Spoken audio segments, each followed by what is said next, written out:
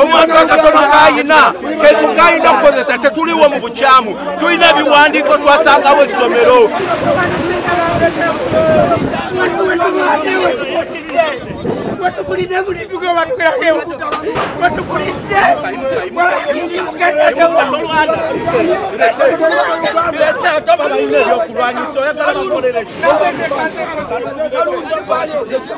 afande ebyuma wano tetuliwo mu bukyamu twagulawo twasangawo essomero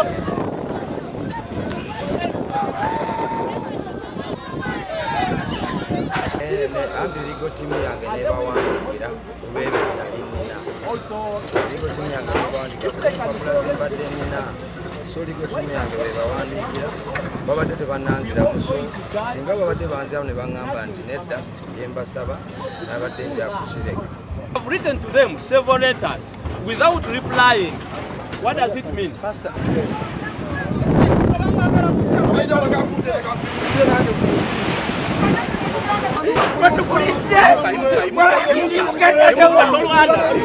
That is a swamp around Kazi. Why don't you come and stop such people before constructions go very far?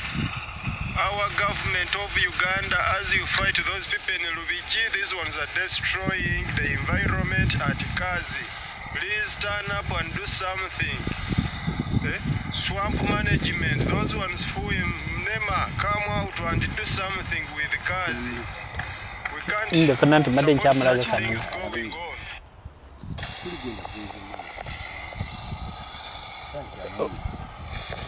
Ensonga akantu okalabi ensonga z'abantu b'omu Lubigi okubasenda naye nga kino ekigenda mu maaso mu Lubigi okirabe kino kitegeeza ki eri eggwanga nti kati mulimu okusosola n'okutiitiibya abamu abalabakira bali banaku era ojja kwesanga nabo bataddewo atagazimbe ganene wali eri we babajje ate tunagamba olaba bakola ekyo oyagala kuŋŋamba nti no bali eri okusenga mu lutobazi bakola bulungi oyagala kuŋŋamba nti abantu okusenga mu lutobazi bakola bulungi tibakola bulungi bati abantu tibamanyi abatekoba muyisa tebamanyisa mu mateeka ga Uganda bagamba nti omuntu obutamanya tteeka tekikugisaako musango kati gwera wooti tekikugisaako musango naye that is completely wrong.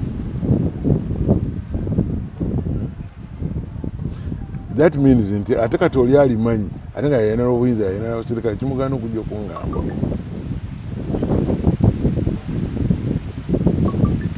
kitegeeza ki ekyo kitegeeza nti abali mu buyinza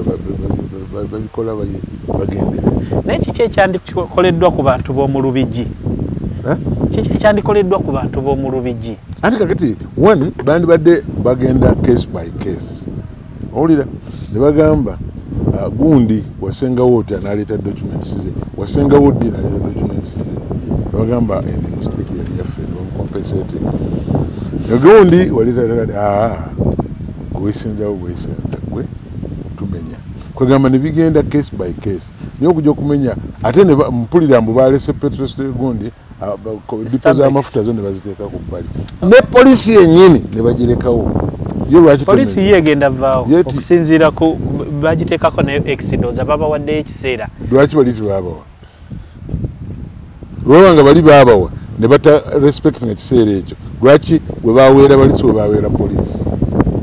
kuba nabyo byonna byandibadde kati byebimu in fact bw'oba gavumenti gwozza okumenya omufuna gwozza okumenya ng'olwo ekitongole kyo kiwandibadde osooka okugjawo so busooka okumenya abantu baga olaba ne polisi bagimenye tufudde naye nekyo kikyaliwo ate kati omenya balala ate nga polisi toyinza kungamba nti polisi eyina empapula ezigiteekawo awo tikiriyo kwegamba ebintu bya Uganda si byangu nnyo bizibu oyogera ku nsonga y'okuliyirira olowooza ssente weziri eziriyirira bw'oba toziyina kati otandikira kyensonga bw'oba atalina ssente tafumita lindaazi owulira amaanyi tolina nga weesiba ku bintu babiveeko obukulembeze babuteeke ku bbali ababusobola babuyingire kitono nnyo sikulimba kubanga toyinza kugamba nti omuntu abantu abo abasenze Lubigi emyaka 35 byali bitoogo gino emyaka 30 gye gireese obuzibu akati oba basenga owoli lufuko wamuyiseeko awo kuno mazeko emyaka 4 mwezi naye mu myaka 5 egyasooka nga ndi kuno nga ku ssaawa zino bw'oyitamu muno mu lufuko omwo ng'emiti gyonna gikutte bwe giti olwo nga obulaiti butandise okuggwayo kubanga thickness egenda ekka wansi era ku ssaawa 11 12 nga tukyasobola kuyitamu kubanga muba kizikiza kyereere emitinga emiwaawa nga gyava eno neeno ne gigatta nga giringa egyakola kanopi ng'oyinga ayita mu vumbi okiraba naye olwaleero look at what is there nali tukola omuggo ogwo gambye nateekayo gundi 6 baakola oluguudo oluli ne baluwa ebigoma mita 2 obugazi nene mita eze2 tibaabala kubanga oluguudo lwali olw'okusitula mita 2 amazzi ne bagaleka nga gatambula mu ngeri yaago okiraba naye bwe bagenda okutaa amazzi ne gajja gamenya eno nali nfunye projekiti ya European Community okiraba nga batuwadde ebigoma tukoze ekituo tutereezezza tuyemara mu luguudo lutaledde bulungi bwe baatagali kubanga luno luli wansi nemijja nelwera nengenda mu ministry nembagamba oluguudo European Development Fund tubagambe ki nebagamba kituufu tulinawo sente ez'okurectifyinga issue eyo kyetulina okukola okimanyi nti akati genda owandiike era kyokulabanga bamemba ba parliament tibamanyi owandiike memba wa parliament atekeko omukono tulabe nti tutereeza embeera eyo eyaliko ebiseera ebyo Stephen Kavuma yagaana nga kubanda kimanya luvannyuma yowaga nti awe naateekako kijja kutegeeza nti Sempala akola ajja kunzijjako kati kwali taliikeera Stephen Kavuma gyali yali omulamuzi akati nenkola ki netubeeraawo nga kati tusale nagamba no nempita nasaasira yali minisita wa works nga njangola bekiri wano era kwekwava okutandika okugamba nti tutandika okukola ki okubakola suwa ekitegeeza bwe bavoogera ku ntobazi ne bana ab'omu Lubigi bayinza obbajjawo ne mu lufuko wonna lwali lutobazi akati omusajja n'abuuza naye bano basingako batya ne mugamba nti gavumenti yammwe bazeeko mpanga tiyabiddamu ne mugamba bano bonna basenze weemuli ebiseera ebyo gambe nali kyama ne Lusittu emyaka 2 mwezi nemuwa nempapula nenga nti kati oyo omusajja oyo mulaba twamuwandikira n'ebbaluwa netuwandikira ne ku district netuwandikira abantu bonna abakwatibwako obuli watugalina ne bazibiriza ne bakwata ssente zaabwe ekyo kyekigenda mu maaso so abintu babimanyi bamanyi kye bagamba batereze butereza mbeera kati bwolaba ekiri ebusaabala ekaazi basenda bayingira Lubigi manya bagundi eji bayingira Lutobazi ate eri bagamba tuteesa Ntobazi bayingira n'awalala nnyanja tuyinza n'okubanga tulowooza nti nno bataasa mbeera yansi nga bagobawo bano basobole okussaawo ebyabwe kubanga gwate oba otaasa butonde bwansi ate eno lwaki obwonoona nga ate eno obutaasa factories nyingi zetulabye nga ziri mu Ntobazi mu bitundu ebyenjawulo noleka bakubuulira nti ate factory ezo tezitakokwera mu bantu awo kawe wali naye factories ezimu zigaba emirimu eri abantu oba oliawo ate kubanga ekizibu eky'ebbula ly'emirimu tulina singa mbadde nina akaseera nandibadde nkusomesa ku economics kugamba the allocation of industries nandibadde kiki factors ki owulira abantu boga nti babawo emirimu kati singa okola factories mu Lwera kaŋŋambe kuba ndi Lwera Lutobazi naye singa tubadde Lutobazi kiki ekigaana okuzimba amayumba awo abantu basekula n'obatwala wali ne bakola emirimu what is the problem lwaki oyagala obijja oteeka wano wali abantu kubanga ate oluteke mu Lutobazi kubanga abantu bava wano kintu kyangu tulina naye abantu abo bonna boolaba olowooza baddawa ate nze mmanyi munnaye gavumenti nzibu nnyo oba si gavumenti zonna ba gavumenti eno yenzibu ennyo kubanga sikitegeera nga bwe gambye bandibadde bagenda case by case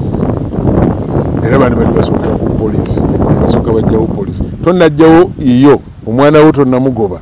ate ogoba abaana b'abalala waliwo ekyamu kikyolowooza gavumenti kyeyinza okukola mu kiseera kino kyetulimu abantu bamaze obbasenda enoonye ssente owulira ekolekitinga ensobi zaayo ekolekitinga ensobi zaayo bulungi nnyo nti bano twasengawo tulaba nga twetereze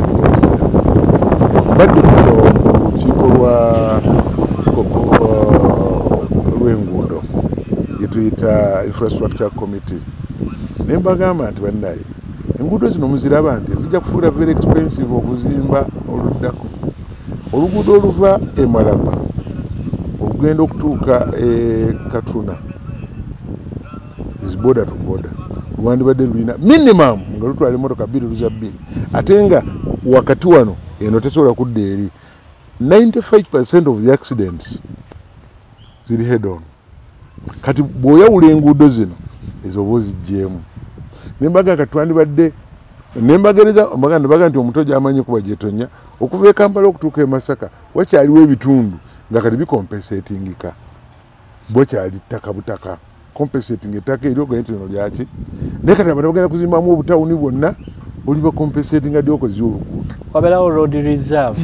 era wazimba mu road reserve era bajja mumenya engoma zigicompensating naye kati tocompensatinze onoozimenya bukalina buubwo kati nga kalibu okalaba ng'otandika okukamenya sente zigenda okukamenya zijja kuba nnyingi nnyo okusingiza nti compensating ettaka olwaleero genda ku ggulu waayo enguudo zonna zonna kati zandibadde ziri that wide alternatively nakutandika kubuuka mayumba kole flyovers ne flyover nagenze ku luguudo n'obuleyinga oluguudo lw'okutakanasi magezi ki goyinza okuwa gavumenti naddala mu kiseera kino mu Lubigi bamaze obamenya naye twawulidde beeyongerayo ekatooke bagenda ebusaabala amagezi okuwa gavumenti eve ku bantu eseesetuke tufune gavumenti endala kikyokka tuwalikira